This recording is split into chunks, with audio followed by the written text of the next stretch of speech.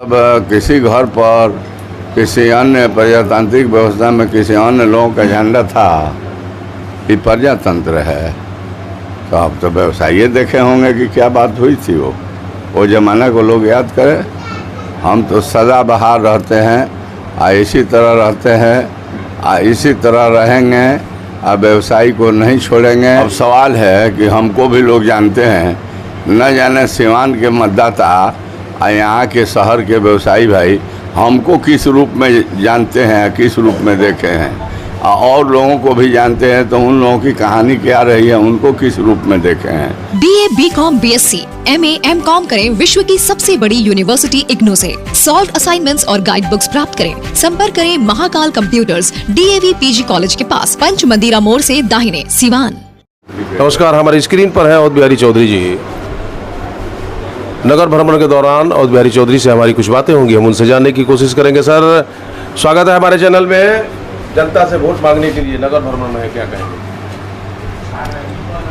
ये नगर भ्रमण का कार्यक्रम आज तीसरा दिन है, और ये आज नहीं, मैं जब जब चुनाव लड़ता हूँ अपने शहर के व्यवसायी भाइयों को, क्योंकि ख्याल रखता हूँ कि व्यवसायी हैं, इनका व्यवसाय भी है, इसलिए 6 बजे निकल करके 9 बजे तक प्रणाम पाती कर लेता हूँ, आशीर्वाद करता हूँ, लेता हूँ, और फिर अपने देहात के इलाके में चला जाता हूँ। तो भ्रमण कर रहा हूँ, लोगों से आशीर्वाद मांग रहा हूँ। अब व्यवसायी भाई हमको आशीर्वाद दे रहे हैं। शहर के आम जनों के दिल में आप बसे हैं, तमाम लोगों को व्यक्तिगत रूप से जानते हैं, लेकिन बड़ी शहर के तमाम लोगों से आपका काफ़ी जुड़ाव रहा, वर्षों से आप सिवान का प्रतिनिधित्व करते रहे।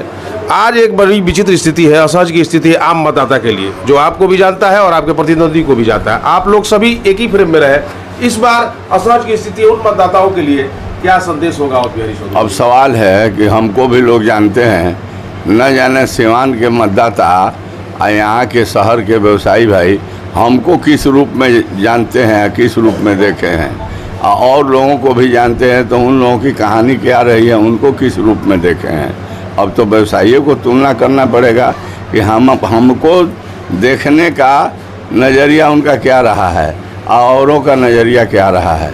हमसे लोग प्रेम से हमको देखते थे या भय से देखते थे, ये तो व्यवसायी भाई ही बताएंगे। आप निर्णय उन पर छोड़ते हैं व्यवसायियों को कि भाई छोड़ दें? छोड़ना ही नहीं कि हमको किस रूप में व्यवसायी देखते थे, हमको क्या समझते थे कि हमको उनके साथ दुख में सुख में रहते थे, लेकिन और लोगों को किस रूप में देखते थे, उसका देखने का चश्मा क्या था, क्या था।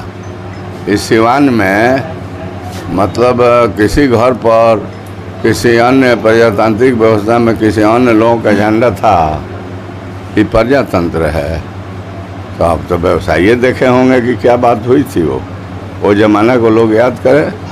हम तो सदा बहार रहते हैं, इसी तरह रहते हैं, इसी तरह रहेंगे, व्यवसायी को नहीं छोड़ेंगे, उनके जीवनी मरनी में शामिल होंगे, हर तरह के जितना हमसे बन पाएगा सुख सुविधा जो शक्ति के मुताबिक व्यवसायी के लिए मैं भक्ति करते रहूँगा।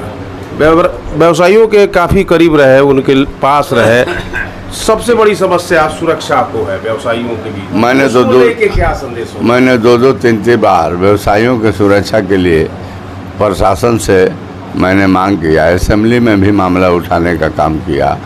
और मैं समझता हूँ कि देखिए कुछ तो घटनाएँ घटी, वो बीजेपी के जदयू के समय में हुआ, जैसे वो आपके सोनार भाई लोगों पर जो घटना हुई, उस समय हम लोग सत्ता में नहीं थे, MLA जरूर थे, लेकिन MLA का हैसियत से मैंने SP, DM, थाना और सरकार में इस बात को उठाने का काम किए।